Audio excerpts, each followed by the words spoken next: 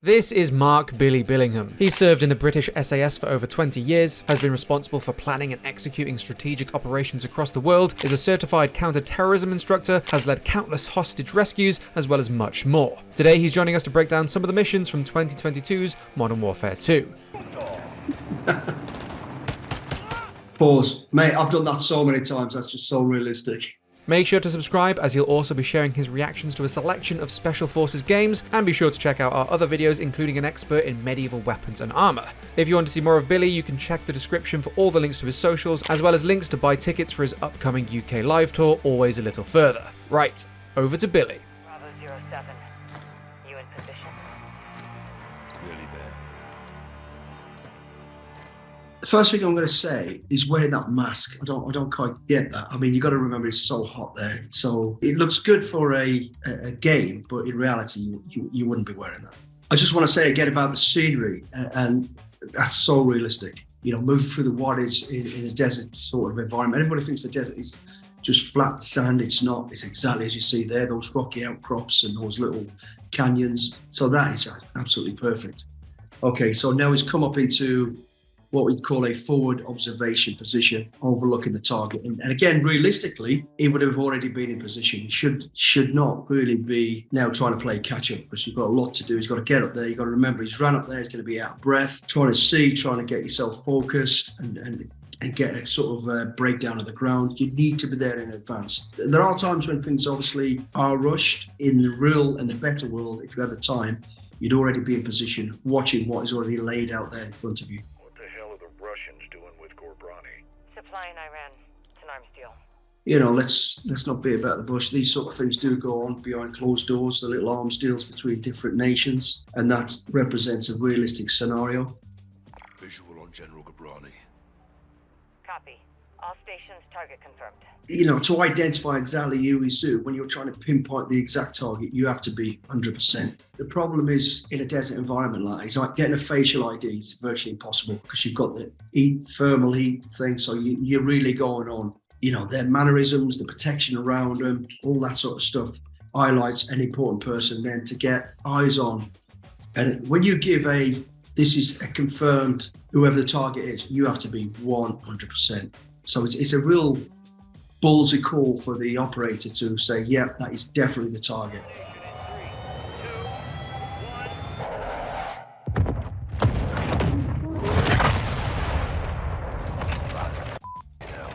The most key thing here is the countdown from the weapon being released, time to target. And the reason that's so important is because, as you can see, the operator there, what he would be doing now is getting himself deep into cover. He'd be, you know, getting down right behind cover on the last 3 seconds, and you're counting it in. And in the last 2 seconds, just get right in behind cover, boom, let it impact, and then give it a couple of seconds, come back up, eyes on target immediately, ready for what we call damage assessment, which is the key thing now.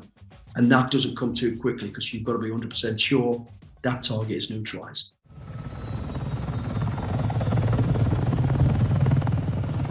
Bravo team offloads here. Alpha team stays on board to land downrange. Great visuals and the feel of the helicopter coming in. But the thing is, if you're going to show someone from inside there, you really want to make it realistic. It's loud, it's really noisy, and whoever commands is really screaming 2 or 3 key words. You'd never have a conversation because you can't, and it gets confusing. You got to remember, they've already had orders, they're ready to go.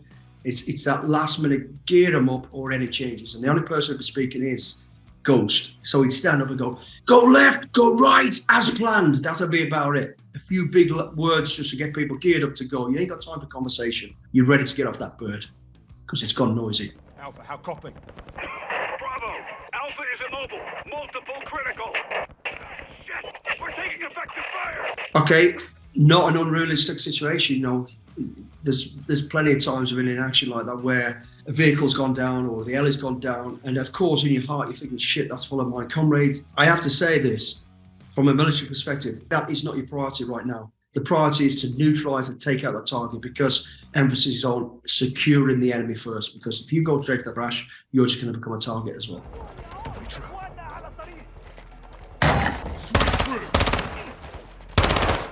Again, because it's gone noisy, I mean, you'd have already been prepared. You know you're going into a building assault, so they would have used door charges, wall charges. Two reasons for that. One, it really sends a message, anybody behind that door, these are coming at you. The sledgehammer is more of an internal door type thing. You're going in aggressive, you've got up there as quick as you can. It takes 2 seconds to unravel, stick a door charge on, bang. You know, you're going with force.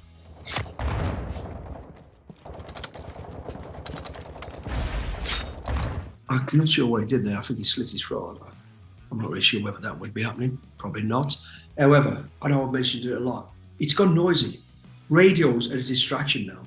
Trying to listen to what people are saying is chaotic. You've got people screaming, you've got weapons going off inside the building, which the noise is double because it's closed-in environment. You literally are screaming towards each other. That guy there just stepped out of the shadows. This guy, I mean, it doesn't matter how good your drills are. It could be anybody, it could be anything. And they are. The enemy look almost dressed the same anyway. So you would be screaming exactly where you are. It's aggressive, it's noisy.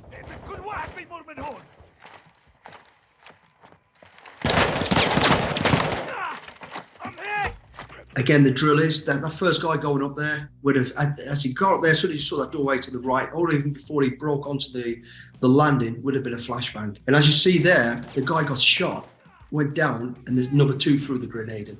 That should have been the reverse, really. That grenade should have gone first, flashbang, sorry, and then the movement. They know you're coming. And the fact that they know you're coming, you're petrifying them by screaming and shouting, going towards them anyway. You're trying to put them off. Get down! Your worst nightmare is a sniper. And basically that's what every single one of these people are, because they're in needed positions, they only pop up to take a shot. So with a scenario like that, you would have on call the assets that you need. And the assets that you need is fire support. I'm assuming you've got to get to that target to clear the target without minimum collateral damage, because that's what we always do. And, it's just full of baddies and then you just smash it anyway. But there's probably people you need to take alive, or there's innocent people on there, so you have to close on the target.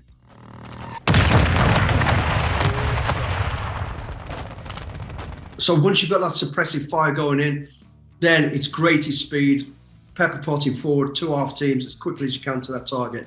On that call, once you're there, you've then got to switch fire for the helicopter, because the helicopter's concentrating on hitting that thing. So there would be a call, whatever it may be, to the helicopter to switch fire. The helicopter then back off, then it allows you then to go forward. Otherwise, you're going to have what's called a blue on blue. Equipment's good. I mean, you can see the difficulty of being in that chaos. They're dressed exactly the same as your own guys.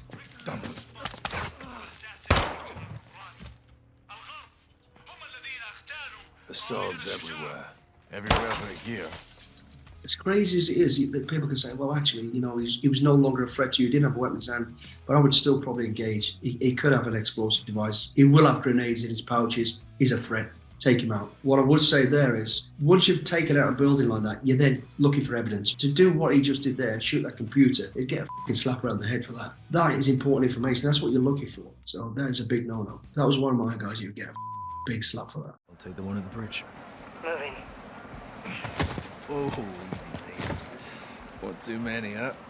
Something like that is your worst nightmare. I mean, if you're going in after a target and you're all tooled up, there's a time limit to, it's got to be taken now. Otherwise you wouldn't start engaging and getting too close to this, because this could go really, really messy. The fact you just walked up to that guy and just stunned him, that reality, that wouldn't happen. It would just end up in some sort of brawl. And if people are there knowing an enemy's there, they're already got their hackles up, they're already very suspicious. They're on guard for anything around him. I get the scenario is really good. I've actually worked in scenarios where I've tried to follow people in a place like this. It's a f***ing nightmare. Very James Bondish, the old little stun gun stuff. It's just, realistically, probably wouldn't happen, because it's just too dangerous to create a chaotic scene in a built-up area like that. Copy. Cartel behind us. Cover, Sergeant. What you want? You're taking fire. Taking shots like that with a pistol from that distance with everybody around, I don't care how good you are. That is a crazy ass call. You would at least be running forward to close the target and then engaging. Yeah, very Jason Bourne, Jack Reacher type, It's good entertainment, but a little bit unrealistic.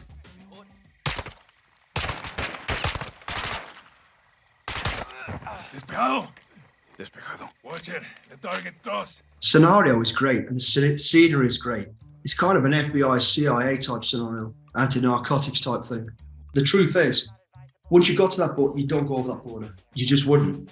Because, and a scenario like that would be back in the day of Northern Ireland, you know? You would not go across into the south. For whoever the Special Forces Mexican side of the border should have been disciplined enough to go, as angry and pissed off as you would be, you just would not cross that boundary. That is, you are dicing with death. Hey!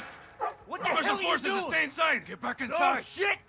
They're going in, you get it amongst civilians, it's good. You've got a great sort of feeling for what it would be like. You know, the visuals for sure, the noise of the dogs, all the rest of it. Civilians generally just panic, just go to ground. Tú está vacío. Muévete. You want some too? Drop your weapon. Somebody comes into your house, you're like, what the f? You would try and defend it as best you could. So that's a pretty realistic, I think.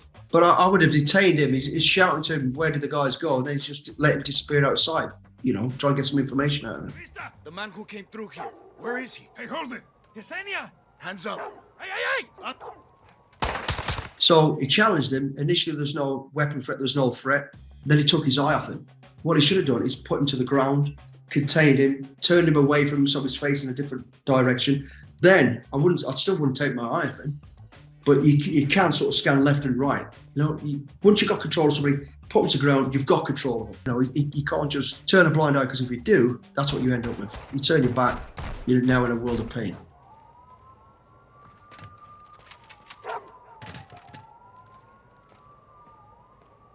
You should think about moving. That's exactly. There you go. That's the best. That's the realistic scenario. Control them, take away the weapons. Okay, so the second scenario would have been the way to have handled that. Todos los Víctores estén listos.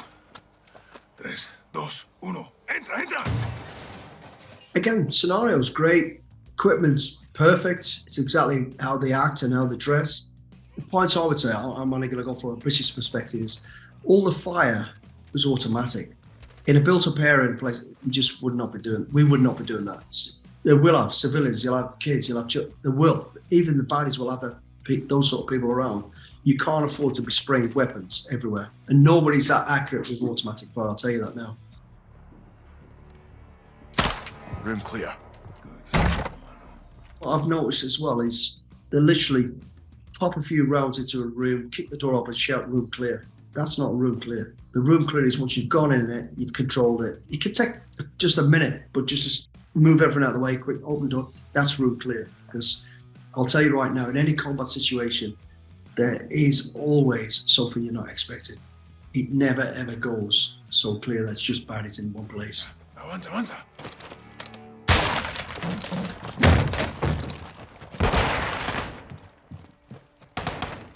That was actually really good. I mean, from entry, you know, you had the guy covering the door, everybody's ready, got visual, he gave a verbal command to go. Shotgun entry, which is something we use quite a lot, a couple of rounds into each of the hinges and the door then kicked in. Then followed by a flashbang. And as you saw there, before they even moved to the stairs, one guy's job was, he was already there at the stairs and covering. So he got control of it. And then as soon as they came to it, stacked, they didn't have to stop. They just visually look at each other, everybody's in position, move on. So that was actually quite good. Sniper, move!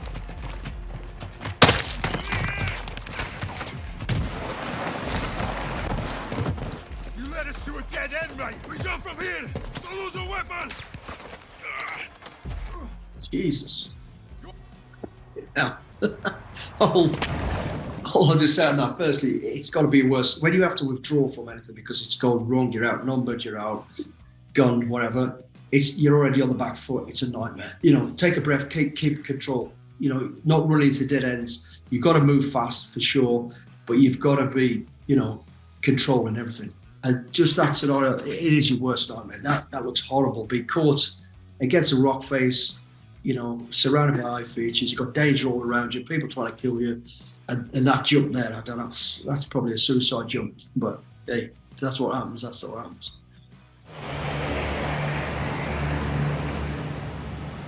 What I will say about these, the AC-130 gunship, fantastic. Brilliant. Brilliant people, brilliant bit of kit, and I've used it a lot. They are awesome. So basically, with these guys, you call them in. First thing you do is pinpoint where you are, and they automatically put like a little box around you. So their guns never swing into your axis. You could get so close to the enemy and be the enemy be so close to you, but still calling fire from these guys. They are amazing. We used to call it the Sky Hammer. It just come in and smash everything. Amazing bit of kit.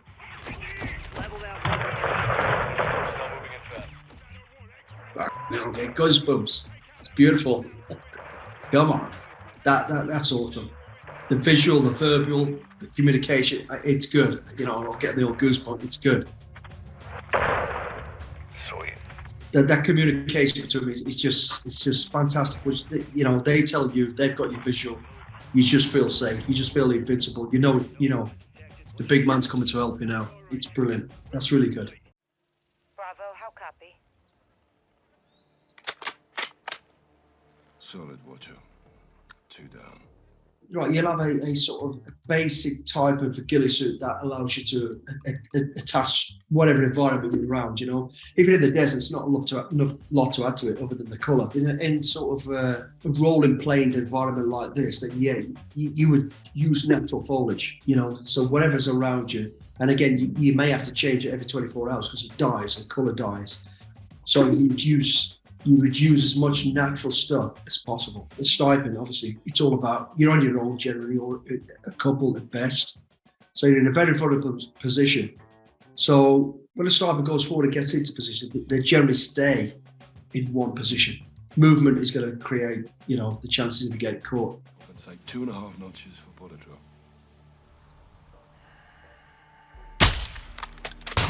Dusted. They're cammed up, everything's cammed up, the communication's great. They're going through everything, you know, from wind to distance to how the shot's going to go and all that sort of stuff. So that's all good. From a sniper perspective, that's how a sniper acts and what he does. They're generally not moving. Once you've got your target, you're looking at a compound or whatever it is, road junction or whatever it is, you look at it and you may go, okay, if I can cover most things from here, I've got a blind side to the left. You may have a little route that you've sort of prepared and wrecked and got ready should you have to move, but generally a sniper pair would not move because as soon as you start moving, and as soon as the rounds are going down, people are looking for you anyway, so you're vulnerable. But as from their sort of drills and skills, it was pretty good.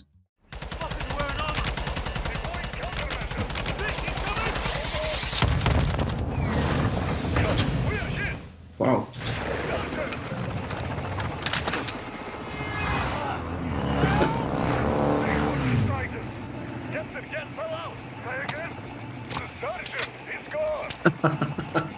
Not dead, Nick. I'm hanging from the bloody roof. Pause. Mate, I've done that so many times. That's just so realistic. Not. Mate, as soon as that helicopter go hit, your fucking ass is chewing its way through your body. You're shitting yourself. It's chaos. It's all about. But for entertainment, yeah, this is different. It's good. The last thing I'll be thinking about is fucking get my weapon out. I'll be trying to climb back up that rope or cut myself away.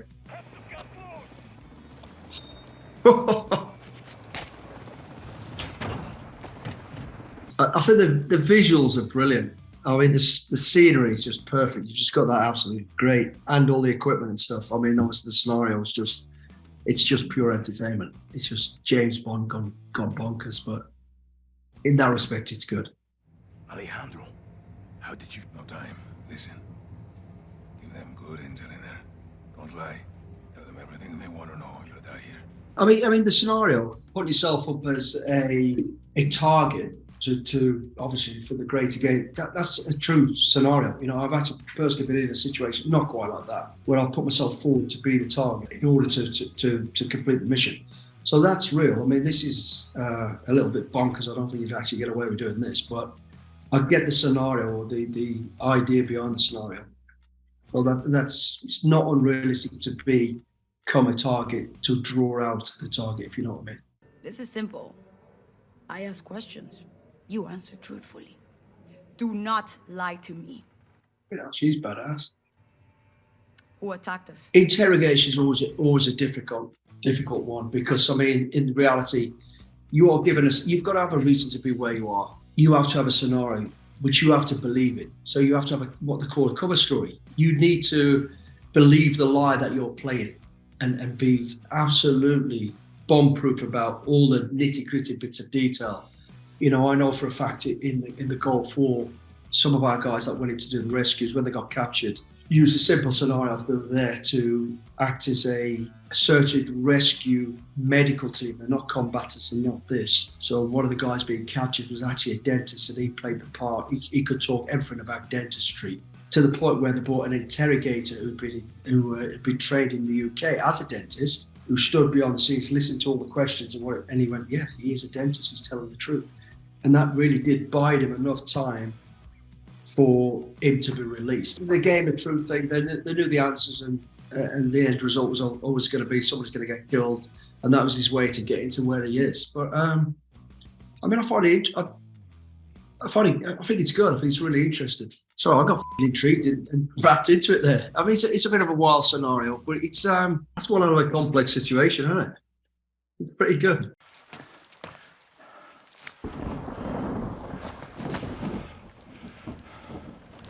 Sending transcode to your location for all prisoners. Stand by. Need reinforcements in the North Plaza now. This is Bravo 7-1 in the blind. How copy? If he was caught in the scenario like this, you're on your own beyond the enemy lines, you're injured. I personally, I would get rid of the body armor, get rid of all the shit you can, try and look as much civilian as you possibly can. The radio, obviously, I'd keep with me, and any ammunition or weapons or anything, just sort of covertly wear it. But the body, anything that indicates who you are, I mean, he's got body armor out there, Union Jack on, it's obvious it's, military of some sort. So try and blend in with the chaos of what's going on around you. So that's the first thing I would say. Utilise a vehicle immediately.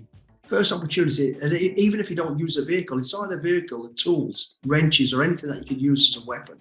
Wires, 2 legs and blades. What? Half a dog. Sorry, I asked.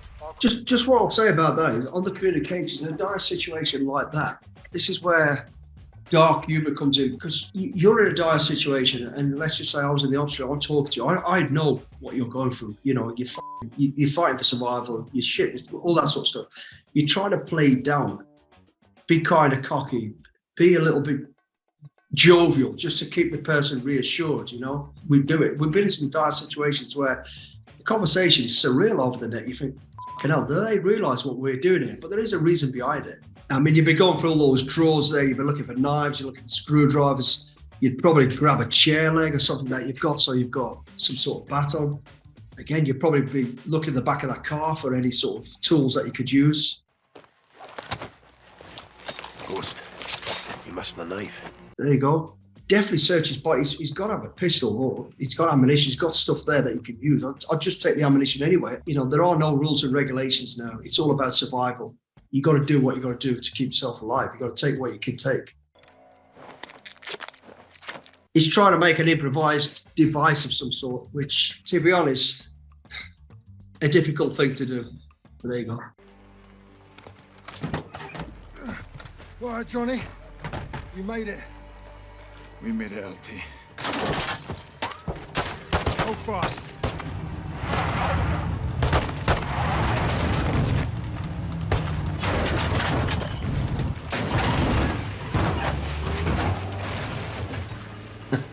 The Great Escape.